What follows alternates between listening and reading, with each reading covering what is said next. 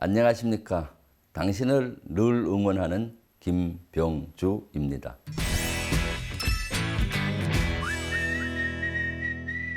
전쟁은 속임수다. 손자는 병자 궤도야라고 얘기했습니다. 즉 전쟁은 속임수라고 얘기했죠. 이게 어떤 의미일까요?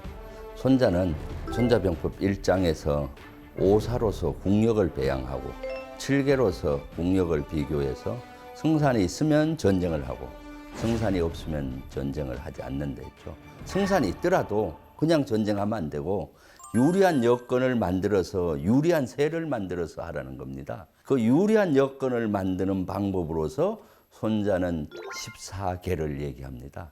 여기서 계는 속일 계입니다. 그래서 직역을 하면은 병은 전쟁이죠. 전쟁은 속이는 것이다 라고 이렇게 직역을 합니다. 속인다라고 하니까 여러분 되게 거부반응 느끼고 좀 이상하지 않나요? 그런데 전쟁은 참으로 참혹합니다. 엄청난 피해가 가죠. 그래서 전쟁할 때는 속이는 한이 있어도 피해를 최소로 하는 게 중요합니다. 저는 이런 속인다라는 것들은 직역하기보다는 의역을 해서 여건 조성이라는 용어가 적절하다고 봅니다. 현재 군사학에서도 여건 조성 작전이 있습니다. 현재 여건 조성 작전 속에서는 기만과 교란 이런 내용이 포함이 되죠. 기만이라고 하면은 적을 속여갖고 적이 효과적으로 대응을 못하게 하는 거예요. 교란은 적의 마음을 흔들어서 혼란스럽게 하고 해서 적을 약화시키는 겁니다. 손자병법의 14계를 분석해 보면은 4개가 기만이고 교란은 6개 항목, 기타 4개 항목으로 구성이 되어 있습니다. 기만 방책 4가지에 대해서 먼저 설명을 드리겠습니다.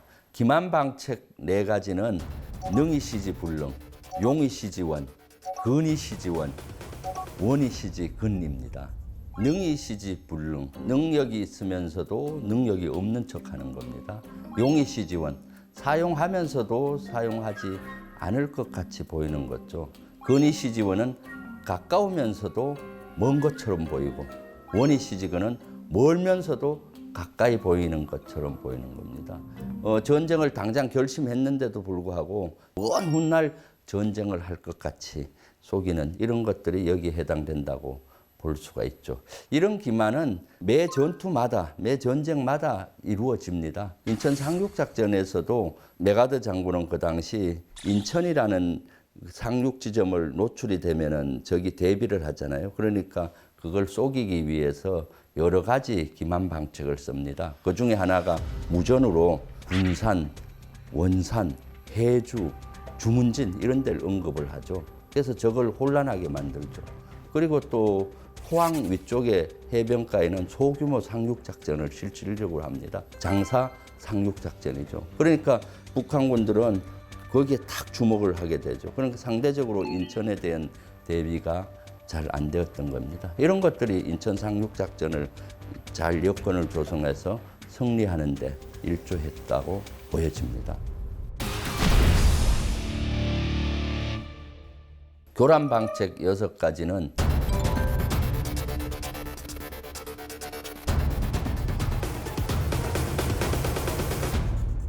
교란 방책 6가지 중에서 이익 유지가 있죠.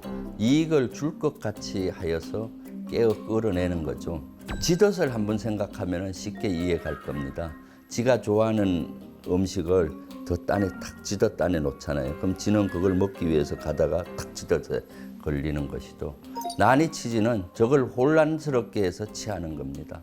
노이요지는 적을 노하게 해서 흔들어서 취하죠.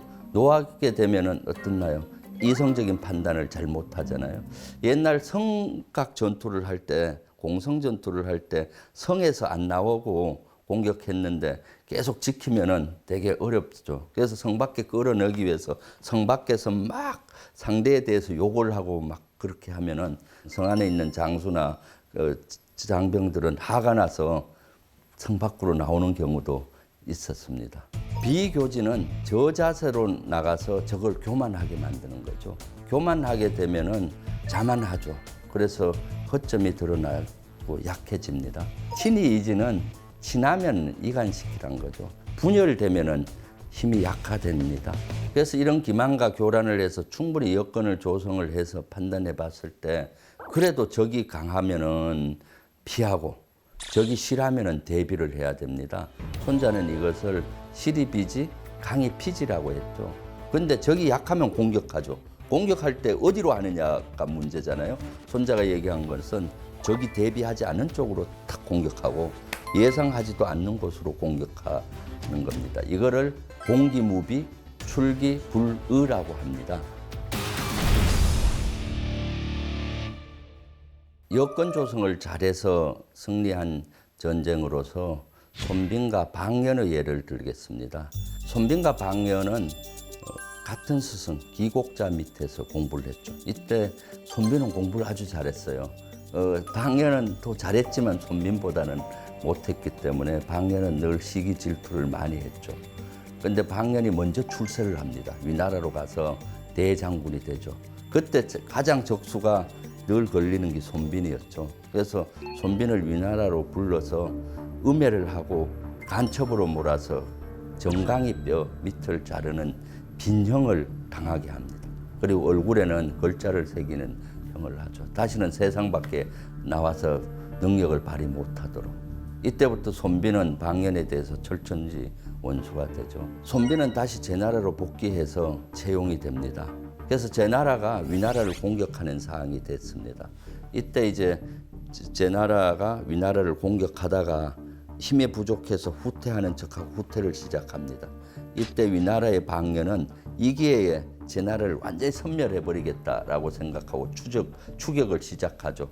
이때 제나라 손빈은 적을 속이는 활동을 시작을 합니다. 밥할 때 그거는 솥아궁이의 흔적을 줄여나가죠. 첫날은 10만 개, 둘째 날은 5만 개, 셋째 날은 3만 개로 줄이죠.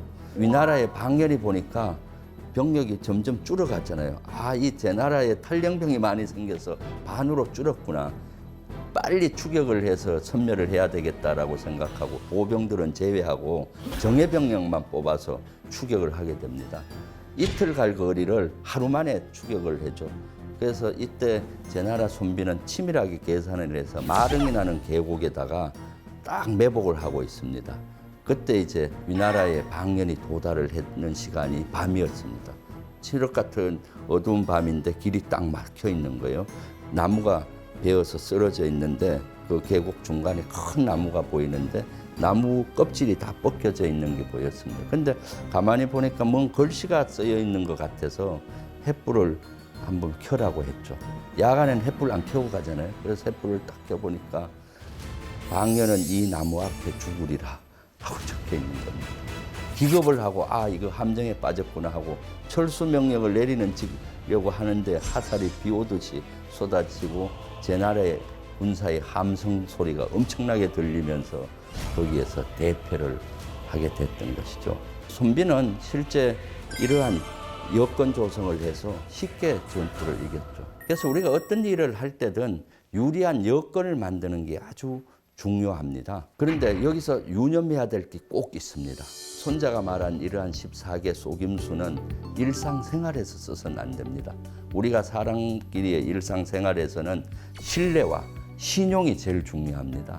이런 속임수를 쓴다면 신뢰할 수가 없겠죠.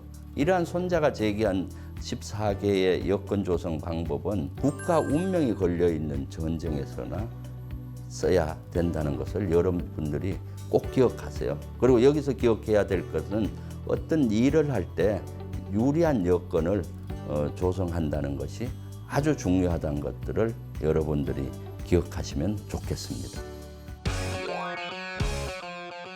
전투를 잘하기 위해서는 작전을 잘해야 되고 전쟁을 잘하기 위해서는 보급, 물자 등 전투 근무 지원을 잘해야 된다고 했습니다. 손자가 얘기한 전투 근무 지원 공개하겠습니다. 다음 편 기대해 주십시오.